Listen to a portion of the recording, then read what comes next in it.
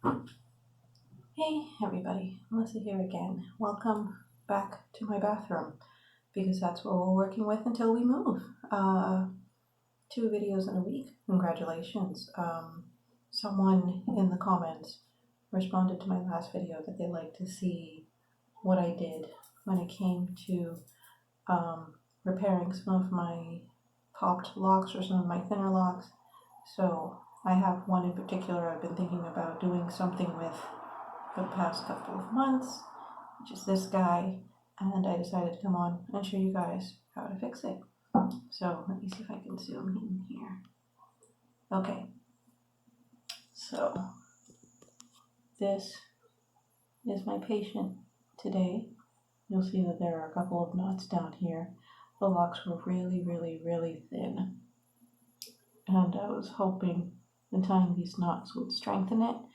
It doesn't. It just, makes it really hard to interlock the hair. So what you're going to need for this tutorial, a pair of scissors, any size is fine. These are some little bitty scissors I got a while ago, and your interlocking tools, as well as hold on,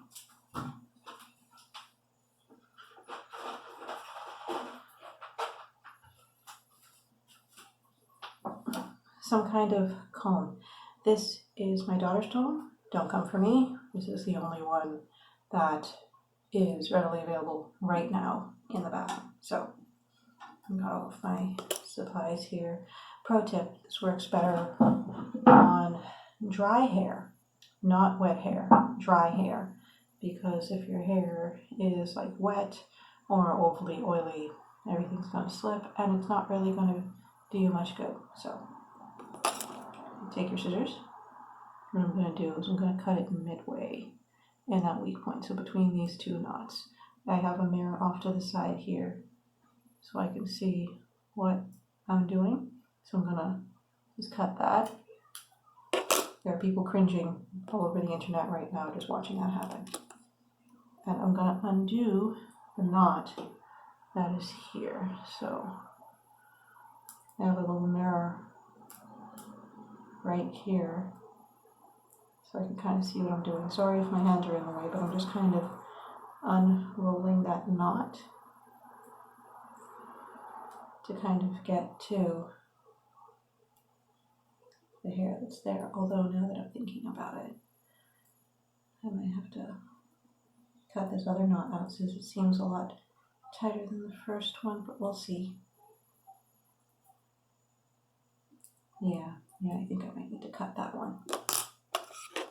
So sometimes you're just going to have to hold your breath and just kind of snip away. So I'm going just above that knot now because I want to maintain as much length as possible. So he's gone into the trash bin. And what you do is, I have a couple of the different pins I use for interlocking, and you're going to pick out the end of that lock. You can do it by feel, or if you need a mirror, that's cool. You want to go about maybe an inch into the lock, just kind of picking out that hair. So now it's loose fibers. And what that does is it gives you a little bit more malleability when it comes to stitching the locks back together. Okay, so I have my hair loosened to that point. You don't want to go too far up because then you're going to have a lot of shed hair that you wanted to keep in the lock. I lost a little bit right there. So that is part 1. It's 1/2 of the process. Okay, so you take the lock that you're going to graft to the section that you have just loosed out. I'm going to have to cut the knots off of this one because it's just in the way. So now I got my loose end. And what I'm going to do is I'm going to take my pin and just pick out this end, same as we did with the first one. And you're going to see a lot of lint and stuff in here dissecting your locks. That's okay. Don't panic. Try not to freak out. And try not to get too much in your head of the fact that you had to cut your locks to get, like you have to cut your locks to fix them, because when you do this correctly, everything will be fine. So, since I've interlocked my hair, and it's been 4 years, holy crap, I did not know it had been 4 years. So we're going to comb this out. About the same amount of space that you did on the first one. Again, about an inch, give or take. It doesn't have to be exact.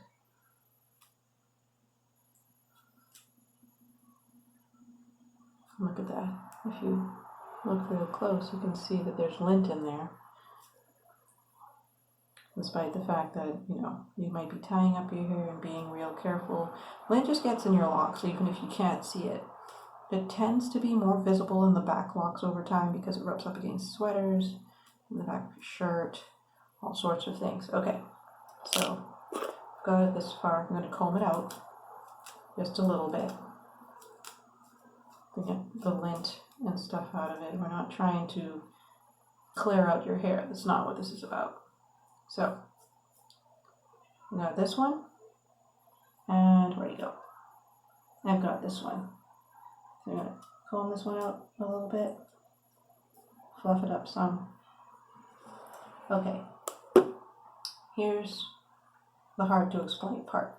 Okay, so you're going to take your interlocking tool, whatever kind of tool it is. You're going to feed the loose hair into the needle, into the eye of your interlocking tool. And you're going to take this and you're going to feed it into the lock, any direction, it doesn't matter. I normally go in a downward kind of motion, and then you would insert the needle a little bit lower down. It might take a little bit of working in, and then you take that same bit of loose hair that you would thread through the top, thread it into your needle. I'm hoping that you can see that. Okay, and now that I've got it threaded, I'm going to pull it through the segment a little bit lower. So now, pull it tight. Okay, so this is still that same piece from this section that I'm weaving through. So I'm going to insert my needle a little bit lower still, but this time I'm going to have it pointing back up towards the poofy bit of the lock. This can be a bit difficult if you interlock your hair as tightly as I do. That's okay.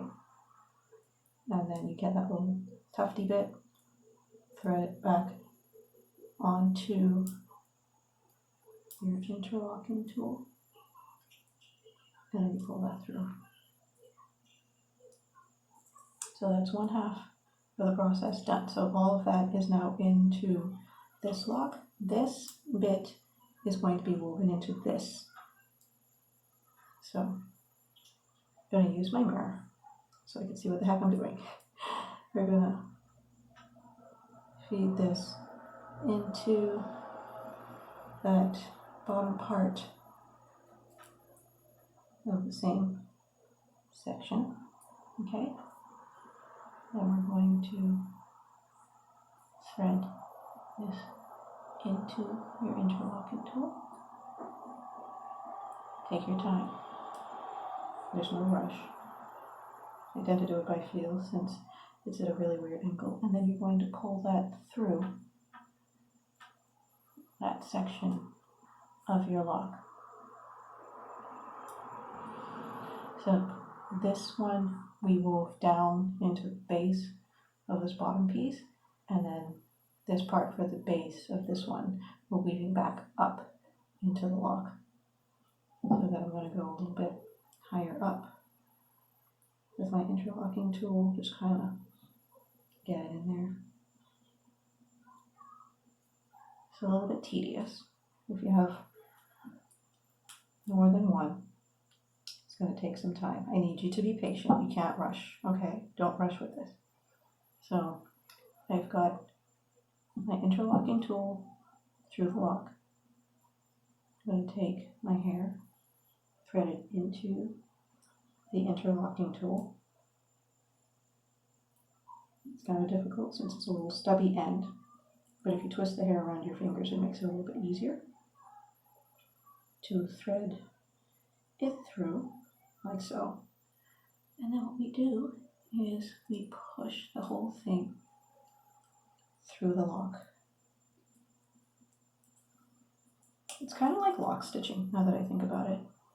Okay, so I still have this little stubby bit left, so what do we do with that? We go up a little bit higher still.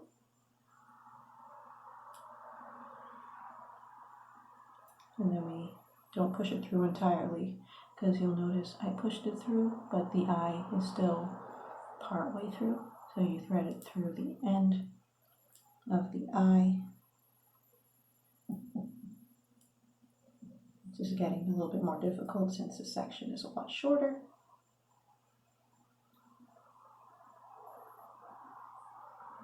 And now you get to see me fight this thing in real time. Okay. So now that it's finally threaded through, nope, no it's not.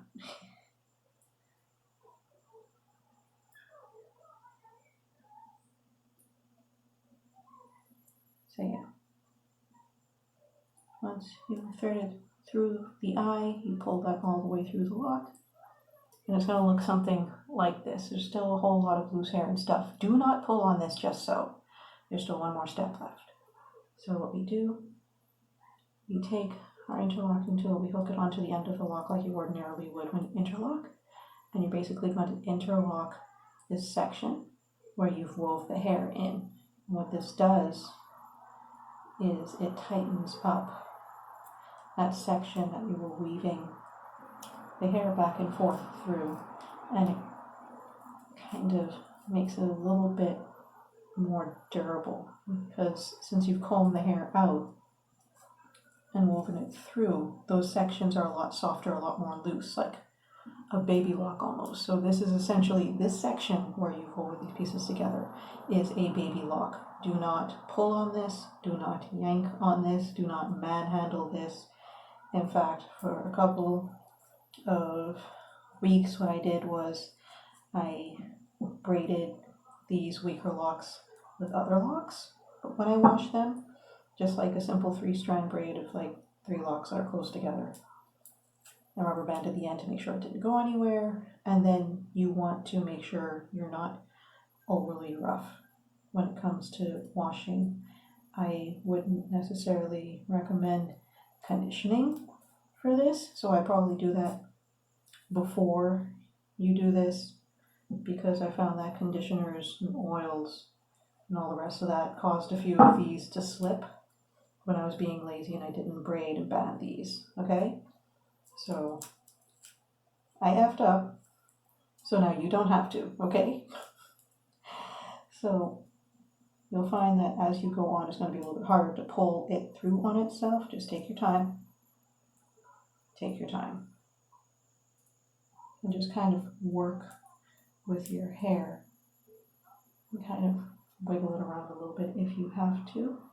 If it's not working, you can always backtrack, pull that out.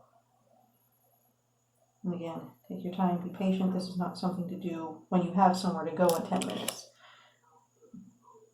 So what I'm going to do, I'm going to use my other needle and see if I can just kind of coax that the rest of the way through, which it seems to be cooperating a little bit. We're going to get it, guys. Okay. Almost there. All right. Okay, see that? This is the section that we interlocked right here. I might need to do one more towards this top section. Right here, because it still feels a little bit loose.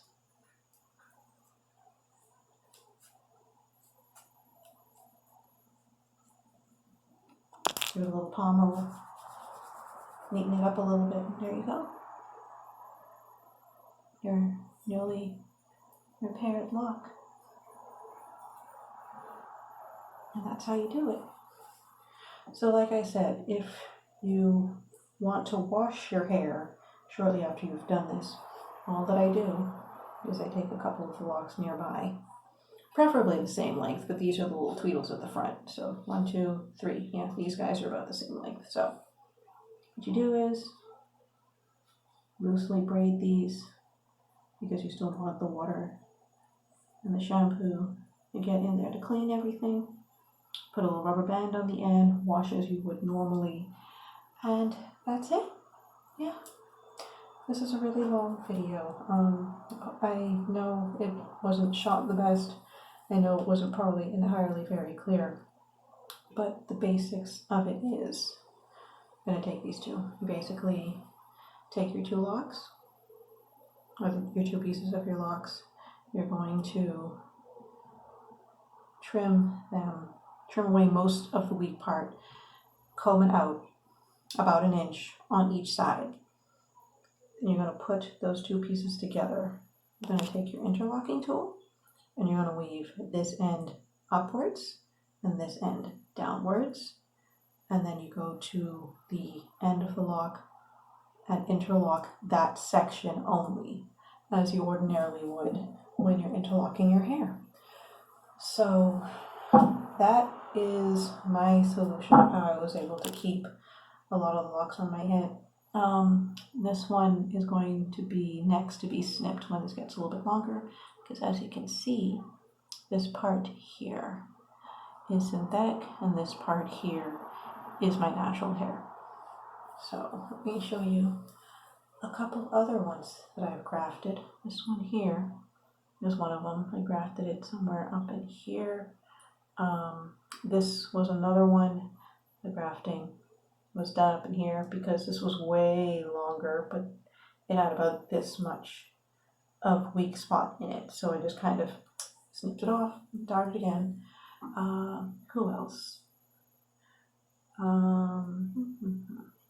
This one I was thinking of grafting, but you see how consistent that is. This is where all the shedding happened, but then this is kind of about the same size. So yeah. Let me zoom out a little bit. Okay. So yeah, that is what I did to save some of my locks. All of the little short brown highlighted ones were all grafted. I did have a little bit of slippage like I mentioned earlier because I deep conditioned, but I didn't braid the weak ones that I interlocked, just to strengthen them a little bit, because keep in mind the places that you combed out and wove together, treat those sections like a broken ankle or a busted arm.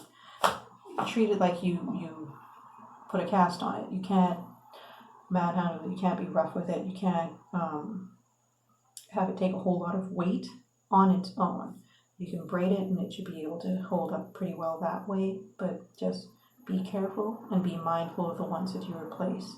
So if you have any questions, let me know. I'll leave them in the comments below if anything wasn't 100% clear, and I'll do my best to answer questions. So hope this video helps you out. To my lovely commenter from my last video, I know your name begins with G and I suck at pronouncing certain names sometimes, so I didn't want to butcher it. So thank you so much for your comment. I hope this helps. Thanks so much for tuning in, and I'll see you in the next one.